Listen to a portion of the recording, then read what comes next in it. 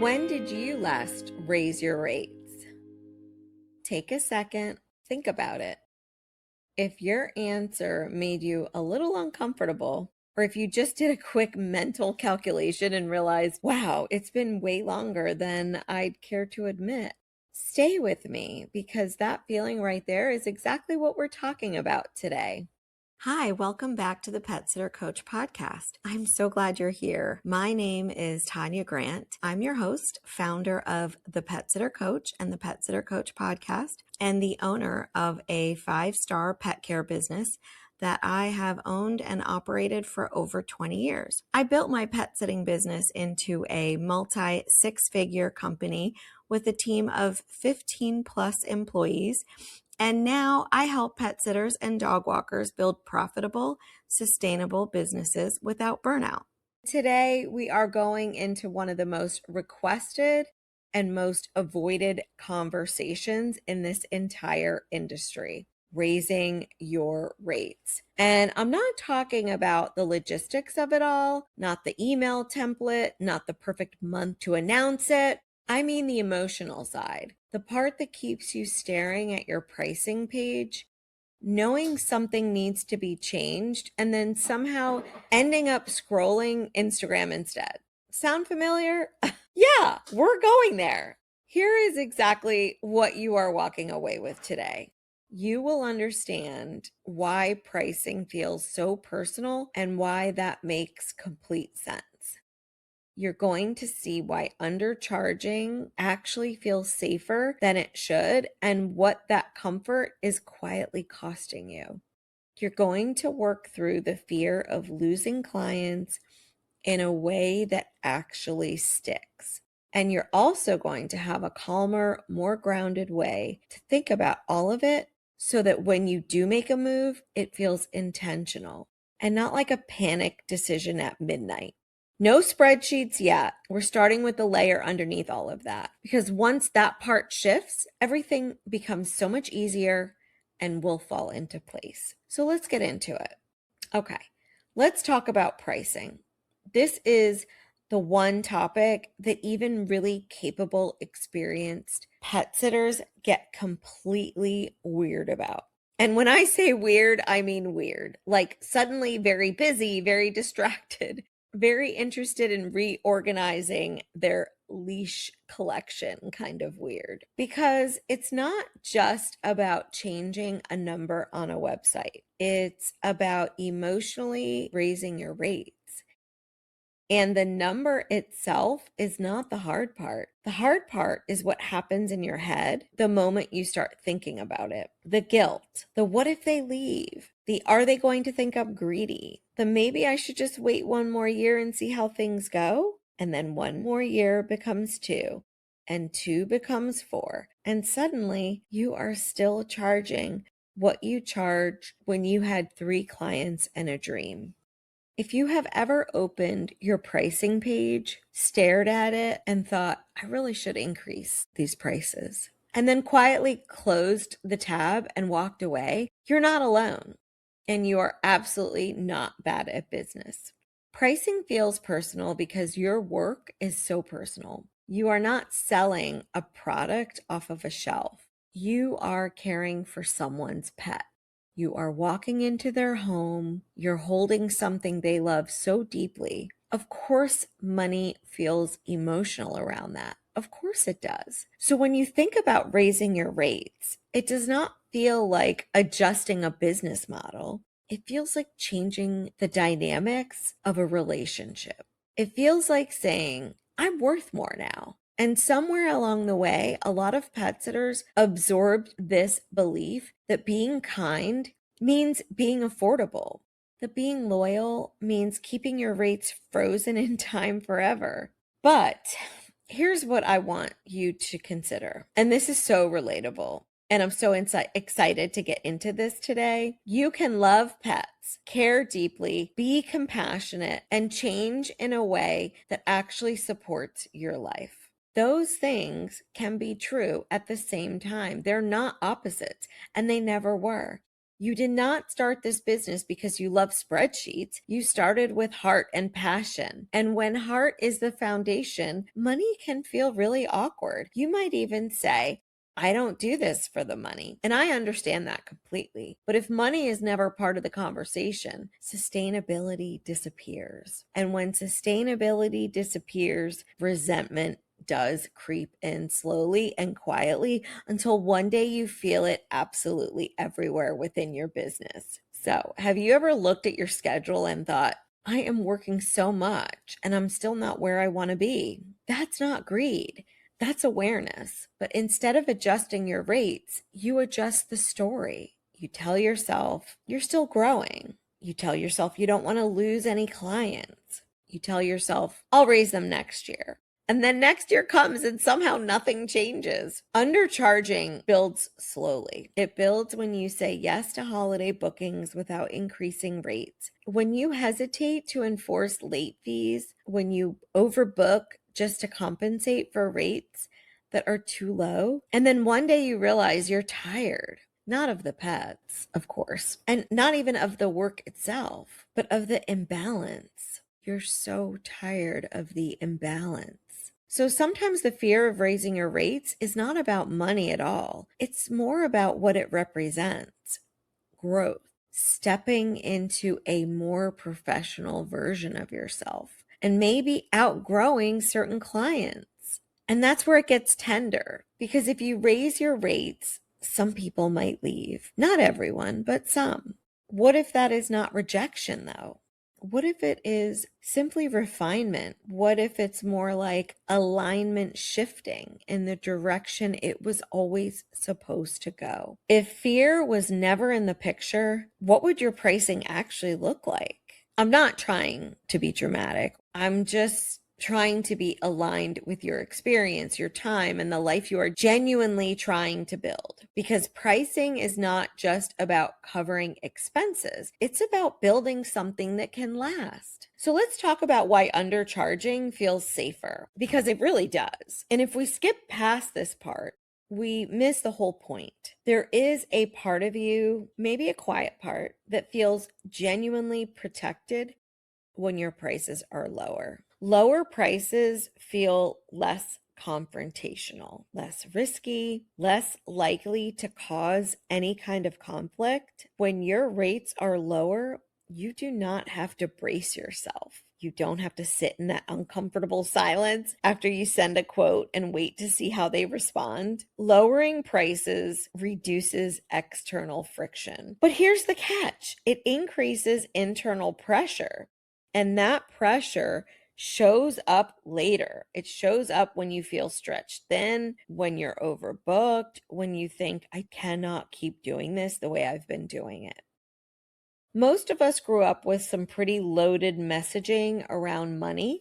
Money is greedy.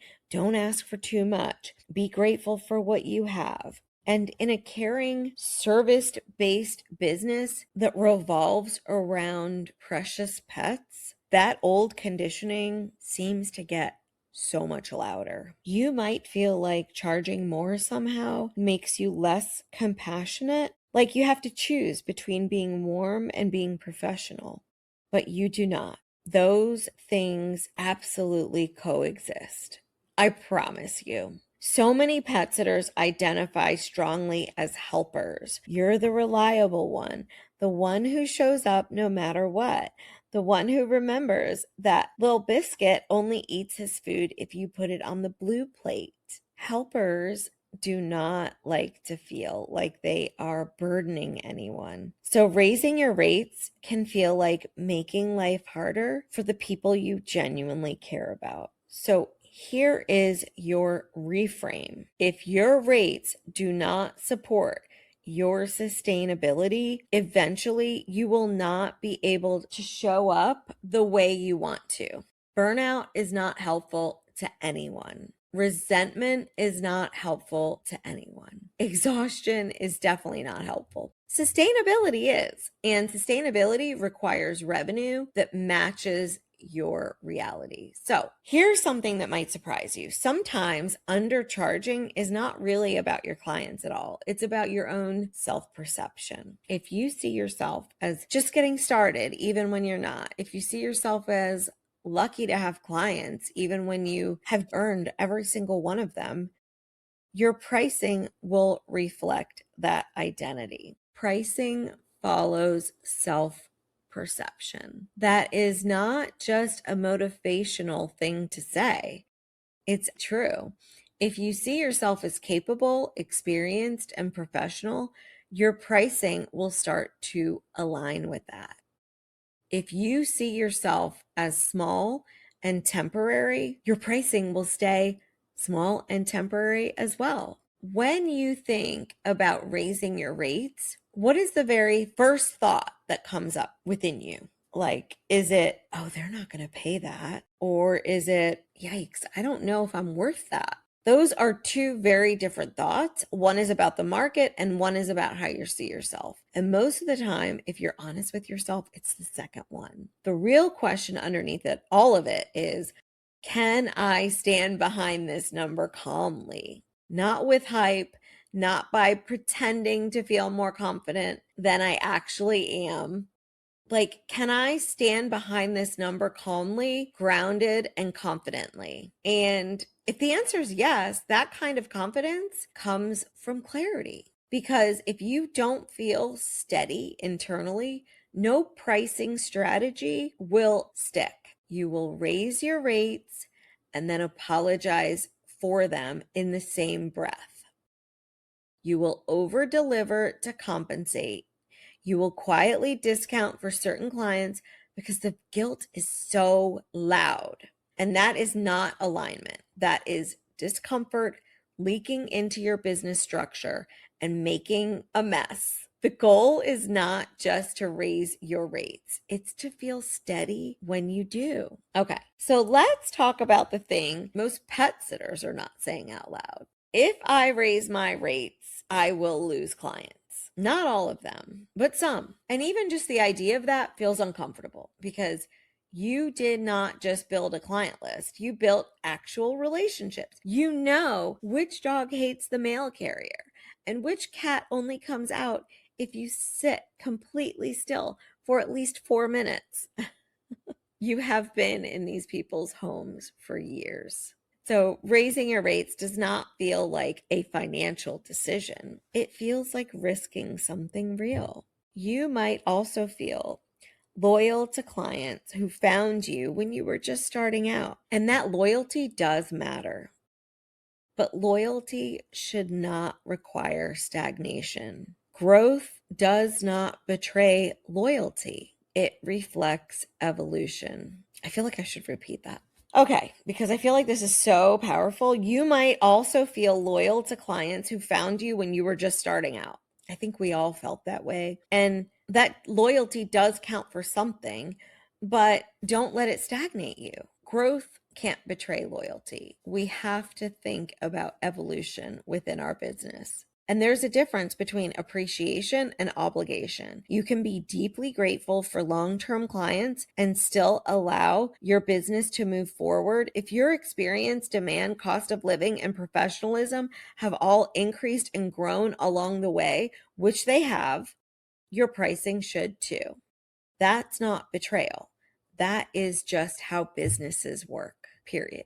When you raise your rates, some people may leave. Most likely, at least one client will leave. But that's okay. They're not leaving because you did something wrong, not because you're difficult or greedy, but because alignment changes over time. Sometimes you simply outgrow certain clients. Sometimes they outgrow you. Both are normal, but we tend to interpret any departure as personal failure and spiral into doubt about a decision that was correct.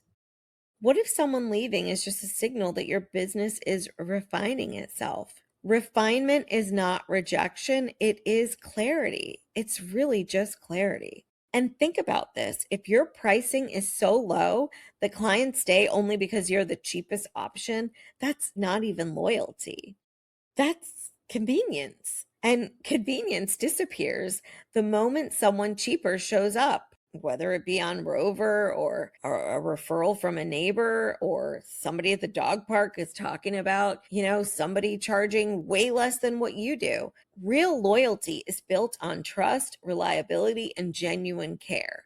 Clients who value those things are far less reactive to a thoughtful price adjustment than you are imagining right now. There is also a grief layer here that nobody really talks about. When a client moves on after a rate increase, even when it makes complete logical sense, it can still sting. Trust me, I know, I've been there. You might miss their dog. Well, actually, you probably will miss their dog. Not always, but yeah, you might miss the routine of that particular Tuesday morning walk. That does not mean you made the wrong decision. It means you're human. You are allowed to feel those moments without letting them pull you backwards.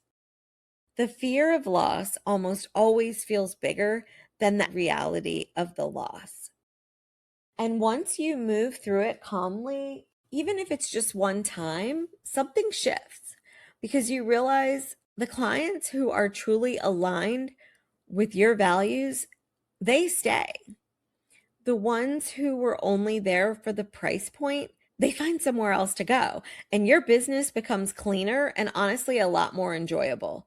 You will find your tribe. All right, let's get practical now. Here is what usually happens when someone finally decides to raise their rates.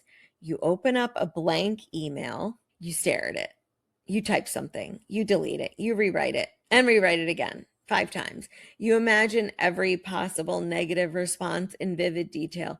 You picture the passive aggressive reply, the guilt trip, the client who says they have been with you since the beginning, said with maximum emotional weight. And by the time you finally hit send, you're completely exhausted and already bracing for impact. And that's so true. We've all done it, but it's not about pricing. That is about the pressure you are putting on yourself. So let's take some of that pressure off. First, raising your rates does not require a long explanation or a formal announcement. You're not presenting a case to a jury. You are communicating a business update. Short, warm, clear, professional. The calmer you are in how you write it, the calmer it tends to feel on the receiving end for the client. Second, timing matters way less than you think. I personally recommend January 1st because it feels like a natural reset. That's what I do. I always raise my rates on January 1st. I feel like that makes it a lot simpler for all of us to comprehend what exactly is happening. But there is no magical month where everyone will just peacefully accept it and send you a congratulations card. So what there is the moment your current pricing no longer reflects your reality, that's your signal. Not panic, not comparison to what someone else is charging, just your own clear sense that something is off. As professional dog walkers and pet sitters, our body is a business asset. We spend hours on our feet, our schedules shift constantly, and some days we're logging in serious mileage. Supporting our health isn't optional in this field, it's part of sustaining a long-term career. I personally use AG1 as part of my daily routine because it's a simple way to support foundational nutrition, gut health, and steady energy, especially during busy seasons when my routine isn't perfect. Right now, when you subscribe through my link, use code ThePetSitterCoach, you'll receive a free AGZ sampler, an AG1 sampler, and a vitamin D3 and K2 in your welcome kit, which is an $87 value. You can find my link in the show notes. All right, let's continue. Third, your increase should feel steady and not reactive. If you raise your rates from a place of burnout and frustration, that energy comes through in how you communicate it. If you raise your prices from a place of calm, clarity, and intention, that comes through too. Before you send anything, genuinely check in with yourself. Am I doing this from sheer exhaustion or from a clear decision? That difference matters more than the specific number that you choose. And in regards to the price that you choose, It does not need to be dramatic. Small, consistent increases over time are far more sustainable than one massive jump after years of avoidance. Avoidance does create drama because the gap can feel jarring to clients. Consistency signals that you run a real, evolving professional business. And please, do not negotiate with yourself before anyone else even has had a chance to respond. If you are already mentally preparing to discount before you have even sent the email, you have already weakened your own position. Stand behind your price, not aggressively, not defensively, just calmly and without apologies. If someone says they cannot afford the new rate, you can respond with genuine empathy and still hold your ground. Something like this works really well. I completely understand. I really value working with you, and I also need to make sure that my pricing reflects the sustainability of my business. If this no longer works for you, I genuinely understand and respect that. That's it. No scrambling, no over explaining, just respect and clarity. And here is the part that surprises so many people. Most clients do not react the way you think they will. A lot of them will just say, okay, and move on. The dramatic conversation you rehearsed in your head at 2 a.m., it's usually not going to happen. The story your brain builds in advance is almost always louder and scarier than what actually lands in your inbox. Raising your rates once will not fix everything overnight. It won't magically resolve overbooking or unclear boundaries or small service issues. Pricing is just one part of the clarity component, not the entire thing. So give yourself permission to think really long term. Small intentional moves over time will really help you build your business, not managing a single moment. So let's zoom out for a second, because underneath all of this, the pricing conversation, the fear, the guilt, the what ifs, it's really not about the price. It's about how you see yourself and whether you trust your own growth. So I want to say this clearly as the pet sitter coach. If you have been undercharging, you are not behind. You're not bad at business. You're not less capable or less professional than the next pet sitter. You're evolving, and that is genuinely it. Most pet sitters do not launch their pet business with crystal clear financial confidence. You start because you love pets and you're reliable and you want to build something truly meaningful. And then over time, your skill grows, your reputation grows, your demand grows, your reviews grow. But pricing can often lag behind all of that. And that's actually normal. It doesn't mean that you failed.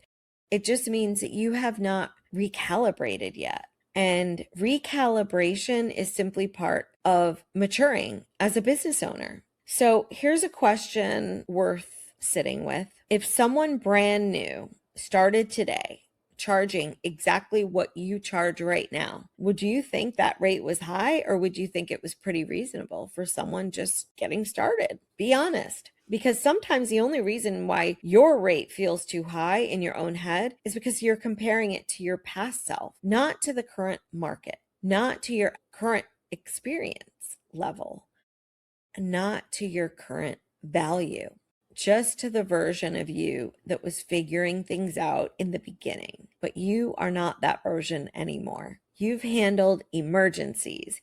You've navigated complex households with multiple pets and complicated schedules. You've cared for anxious pets and really earned their parents' trust over time. You have managed so many last minute cancellations and a lot of holiday chaos and years of just showing up consistently. You are seasoned, and seasoned professionals do not price like they are still in their first year.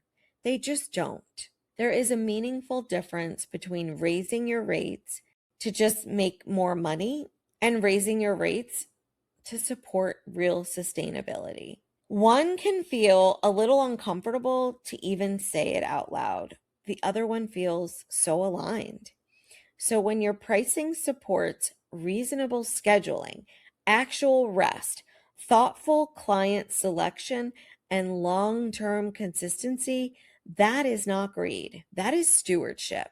You are protecting your own capacity so you can keep doing this work and doing this work well. And if you don't protect it, no one else is going to do it for you. You can't build something sustainable if you are quietly resentful of the rates you set yourself. You can't feel confident in your work if you are secretly questioning your worth every time you send an invoice. That is not a pricing problem. That is a self-perception problem. And it is one that you yourself actually have the power to shift.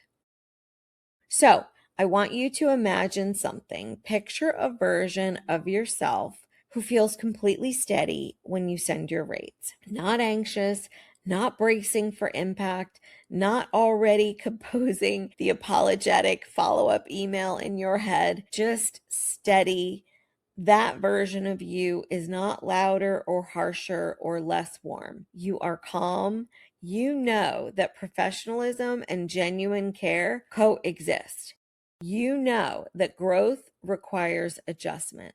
You also know that refinement is not rejection. So you got to trust yourself. That version of you is not some distant fantasy. It's your next step. So if you listen to all of this today and you are still not quite ready to raise your rates yet, that's totally okay. This is not pressure. It's just a perspective. The goal is always clarity so that when you do make the move, it comes from a grounded place and not from stress or desperation. Your pricing is not a test of how likable you are. It's a reflection of how sustainable your business is. The right clients will respect your clarity. They will understand that professionalism has value, and the right clients genuinely want you to stay in business long enough to keep showing up for them and their pets. If this episode stirred something in you, good. That means you're thinking differently. That means you are not on autopilot anymore. And that is where real change starts. So, thank you so much for being here today. Seriously, it really means a lot. If this resonated with you, please share it with another pet sitter who may need to hear it. We do not talk about pricing honestly enough in this industry, and that needs to change. If you are ready to move from chaos to clarity in your business, that is exactly the work we do inside the Pet Sitter Coach. You can learn more about what I do and how I coach at thepetsittercoach.com. And if this episode was helpful, a quick review on whatever platform you're listening on goes such a long way in helping other pet sitters find the show. You can find us on Apple Podcasts, Spotify, and YouTube. If you're watching on YouTube, please like the video, subscribe so you don't miss the next episode. And always remember, you do not need to figure this out alone. I'm here for you. I'll talk to you next time.